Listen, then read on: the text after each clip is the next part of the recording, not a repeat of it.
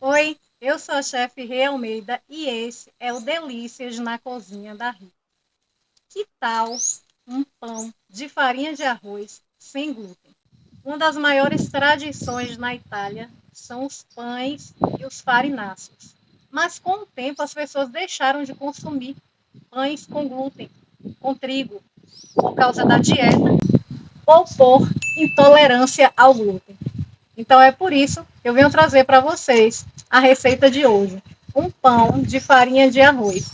E vocês não podem perder essa receita. Então, vamos para a receita?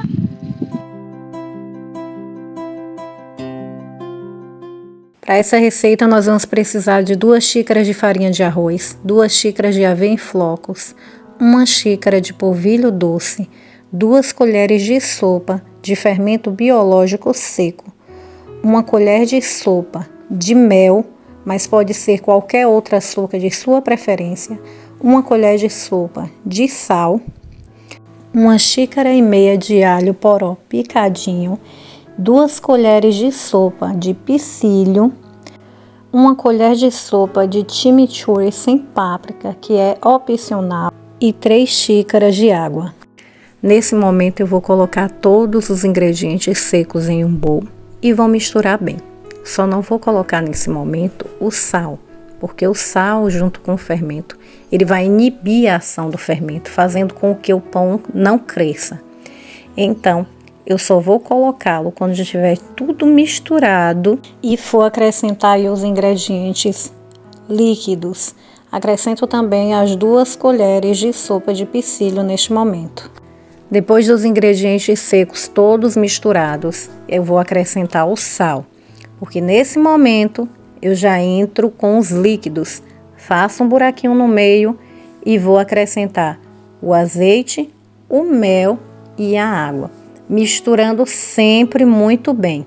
E nesse momento dessa mistura é que o fermento vai começar a agir e a gente já vai perceber a massa aumentando de tamanho.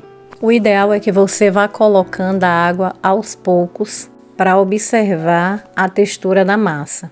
A massa está seca, acrescento mais água. Não coloca água demais.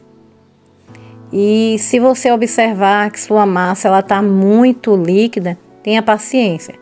Continue mexendo e com o tempo a aveia vai absorver essa umidade e notem que a massa ela já ficou mais grossa, com a consistência menos líquida. Então, é essa consistência que nós queremos para a nossa massa. Chegou o momento de transferirmos nossa massa para formas. Aqui eu estou usando forminhas de silicone, formas retangulares. Essa quantidade de massa eu posso colocar também em uma forma maior, retangular. E lembrando que se não for de silicone, preciso untar ou colocar um papel manteiga. Depois de distribuir a minha massa nas formas, eu vou deixá-la crescer um pouco. Aqui tá frio, então eu deixei o forno morninho e vou colocá-las dentro do forno morninho. Outra opção é colocar nessas forminhas. Eu costumo fazer muito aqui em casa. São forminhas de cupcake, forminhas de empada. Eles ficam bem bonitinhos e você pode servir de forma individual.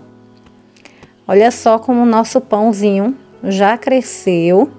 Vou assar no forno a 200 graus por aproximadamente 45 minutos.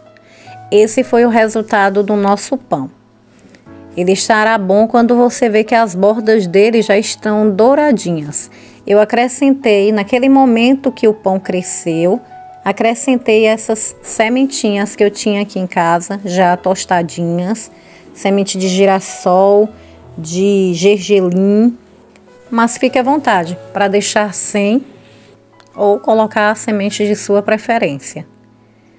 Depois de pronto, eu fiz o teste para vocês verem que o pão ficou realmente macio e não está esfarelando. Por ser um pão sem glúten, olha isso, eu cortei e ele não está quebradiço, pelo contrário, ele está super macio. E esse foi o nosso pãozinho sem glúten, super saudável, proteico e delicioso. Vale a pena fazer aí na sua casa essa receitinha. A boa notícia é que existem farinhas que podem substituir o trigo. E assim a gente pode ter o nosso pãozinho querido de cada dia. Essa receita eu fiz algumas adaptações para chegar a esse ponto saboroso, macio, que não esfarela como vários outros pães sem glúten e que fica perfeito para você comer no seu de jejum, fazer seu sanduíche, suas torradinhas. Esse pão ele é nutritivo, ele contém aveia e o psyllium, que é rico em fibras, e a farinha de arroz você pode fazer tanto com a farinha branca como com a farinha de arroz integral.